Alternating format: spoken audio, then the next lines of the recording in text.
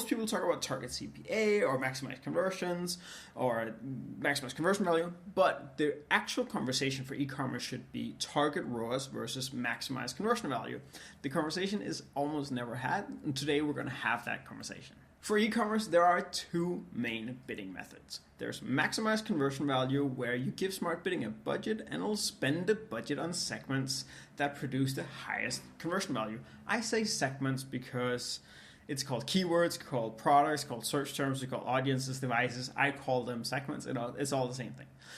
Then on the other hand, you have target ROAS, where you give smart bidding a restraint in the form of a ROAS target. It still has the same budget restraint, but now it also has to adhere to a ROAS target.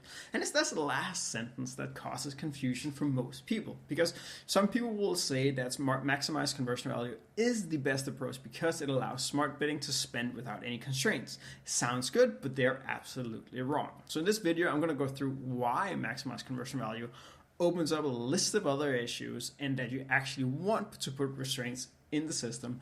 And I'll talk about a couple scenarios where it might still be a good idea to run maximize conversion value, because as we all say, it all depends, right?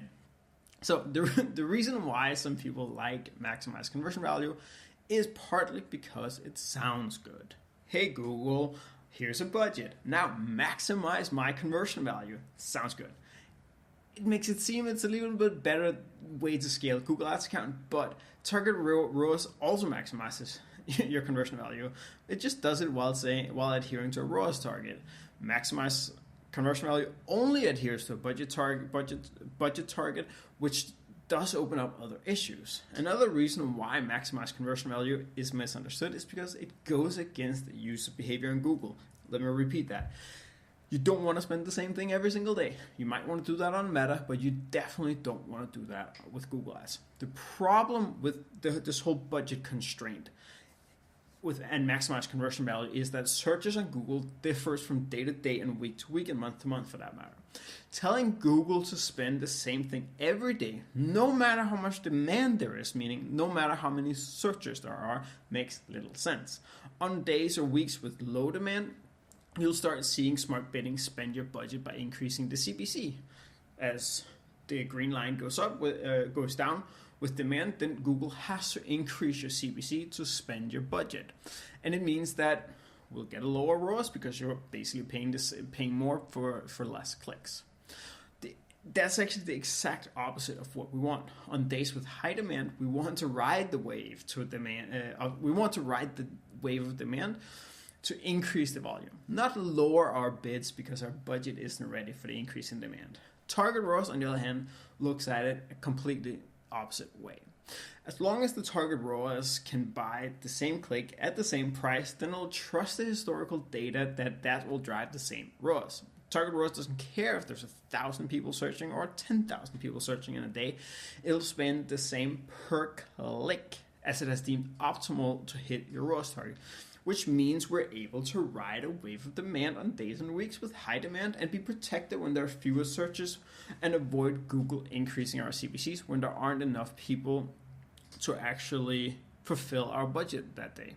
So the way that this works is that if your cost per click is 87 cents and you're seeing a ROAS of 700%, then it shouldn't matter if 1,000 people are searching or 10,000. To put it another way, if the system is consistently profitable at 87 cents per click, then the more searchers you capture, the better. Think of it like a retail store. The more you should be able to sell without worrying about hitting a ceiling on your budget or however many people come into a store. Whether or not you spend $870 or $8,700, the ROAS will remain stable, so the budget should not limit the campaign's ability to scale with demand. Now, then is my question to you. Which do you actually prefer? Do you want smart bidding to spend as much money every day, the same amount of money every day, essentially changing your price per click based on how many people are searching for your product? Or you want to do it the smart way, which is spend as much as you can while still hitting the ROAS target? The answer is obviously pretty simple. The biggest challenge with maximize conversion value is that it means you have to add an extra component in the way that you manage your bids, which means you have to try to balance the correct budget to the demand there is on I don't want to say a daily basis, but at least on a weekly basis. If we take this example here, is that you're running with a pretty stable demand, and all of a sudden you start having lower demand, which means that Google is going to start spiking or increasing your CPCs, and that means your ROAS goes down. The reason why your ROAS goes down is that your conversion rate doesn't change as your CPCs goes up or the demand goes down. So as you're paying more per click, you are in effect becoming less and less profitable. If we take another opposite scenario where we all of a sudden get hit by high demand and we don't change the budget, then Google is going to start decreasing our CPCs, which means that our ROAS will go up, yes, but our spend will remain the same, which means that the budget will remain the same. Which means the revenue will remain the same the entire way through. And these are best case scenario. There are also more less frequent scenarios where, let's say, smart bidding is predicting the demand wrong because it's not going to get it right all the time. It's always reactionary. Then it can go into the week or the day with the wrong bid. And if the bid is too low, then it will result in fewer clicks and less revenue than if you had used Target ROAS. If the bid is too high, it will result in a worse ROAS than if you had used Target ROAS. So I would say the last example here is maximize conversion value is somewhat good at navigating it, so I don't want to make that as the biggest thing, but there are plenty of examples where I've seen this go wrong. Target ROAS, on the other hand, is a lot more steady. So let me show you in a real account the way that works. So you can see here that this is a summer month. We have conversion value, which revenue goes more or less directly with the increase in cost. If we change cost with conversion value by cost, then we can see that, hey, it actually stays fairly the same. So where it starts out at 100,000 in revenue and 545 in ROAS, it ends up at 667 and double the revenue. Fairly simple. ROAS stays pretty much the same, and that's basically what we want. Yes, are there days and weeks where it's not hitting the exact optimal bid? Of course, it's the same thing if you run it manually. It's the same thing if you run it maximize conversion value. It will get it wrong sometimes, but all in all, trying to navigate the optimal budget on top of all of this for a specific day or week in order to hit your desired ROAS target makes it extremely difficult. Now, so let's discuss how do you get the most out of Target ROAS. There's three things. One is setting the right target. Basically, if Target ROAS doesn't work for you, then you're most likely because you're not setting the right target. For some businesses, this is a business constraint. If you're at 10% margin, then you basically need to set a 1,000% ROAS target just to break even. And if you can't hit that ROAS target, then the system will not bid for you. So in that case, if you've been running with a maximized conversion value instead, then yes, it will spend, but it's going to spend inefficiently. It's not going to hit 1,000% ROAS. Then I love to use bid strategies. Bid strategies is this thing where if you're going back into account, tools, bid, budgets, bidding, and then bid strategies, we have different portfolio bid strategies. The way it works is that we can group campaigns together. It gives us the ability to set a max CPC, a minimum CPC. It allows us to see, okay, if we take the last 30 days here, we can see, okay, what is our ROAS week by week? What's the target ROAS been up against what the actual ROAS has actually been? It uses this projected ROAS, which means, okay, we're hitting 652 for the last 30 days, but it's actually estimating we're hitting 676, which is exactly our average target ROAS, which is fun if you start looking at the last 7 days because we have some conversion lag. Then we can see, hey, it's only hitting 514. What the heck? Why is it that? But we can see, okay, it opens up. We're only going to go up to 571. So based on this, we're not going to hit the target at all for the last 7 days, which means we might want to do something. Max CPCs, seasonal bid adjustments, we might want to do some other things because it doesn't look like we're going to hit the target that we actually want.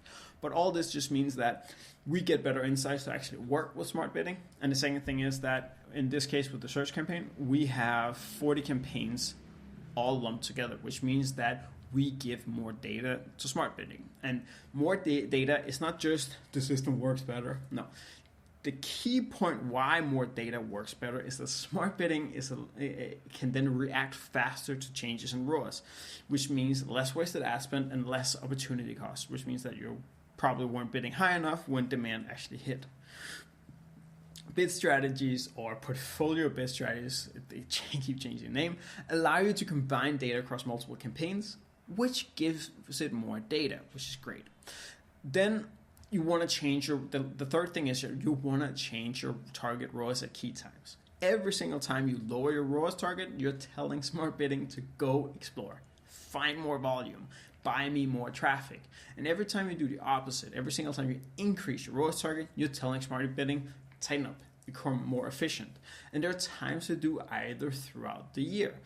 Even if you basically want to have the same ROAS all year long, then decreasing your target ahead of a peak season or right in the beginning of a peak season can help you dramatically increase your volume. And sometimes you'll still hit the same ROAS target for a couple of weeks or a couple of days before it starts realizing, hey, we're not hitting the target. Hey, we have a lot more ROAS, so we can lower our ROAS a lot more. Then it'll start bidding way too high. So there's a way to work with it, but constantly changing your ROAS target. Okay, constantly is too much, but once in a while, it's great.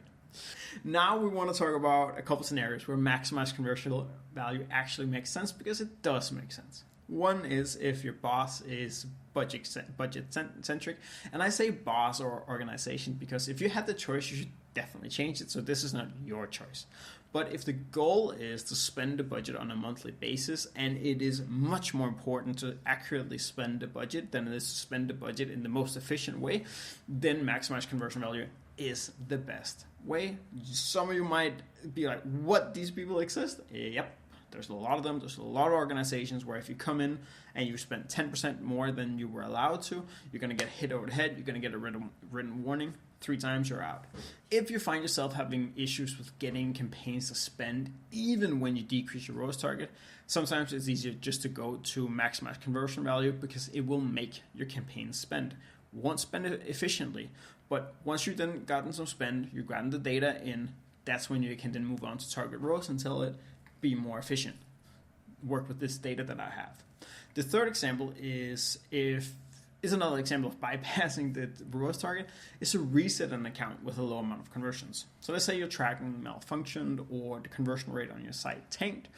You've since fixed it, but Google it just can't figure it out. It can't come back to this. It can't get back to the same levels as before the issue happened. Basically going in and saying, hey, we used to spend $1,000 per day. Now we're only spending $600. Going in and saying, okay, we put a budget at $1,000 per day and we put maximized conversion value. It's going to force Google to go, here's your restraint free, go nuts. This can be a good way to reset the data collection, especially if you're not used to or comfortable working with manual bidding. But all of this is very, very different from maximized conversion value being your go-to bidding mechanism. So to summarize the key learnings from today. So you want to maximize conversion value. You want to use that in very specific cases. But it sounds much better on paper than it actually works, and it's less effective in scaling Google Ad accounts than Target ROAS, because with Target ROAS we can actually ride the demand. So trying to predict demand on Google is basically impossible, which means you're always a step behind when trying to set the accurate budget, which means you're either bidding too high or bidding too low to get that perfect ROAS and maximize your revenue, despite it actually being called maximize conversion value. And then we go like the third one is Target ROAS allows you to ride the wave of demand while you're still hitting the same ROAS target. It's really the biggest takeaway from today. And then if you are working with Target ROAS, remember to just change the targets. It helps you improve volume, helps you become more efficient. And I would highly recommend you always do that. So I hope you liked it. Remember to subscribe for more tips. We get a new video out every single week. Remember to comment. Did I get something wrong? Did I get everything right? What would you like to hear from me moving forward? And I'll dive into that. But we have one video per week, and I hope to see you there.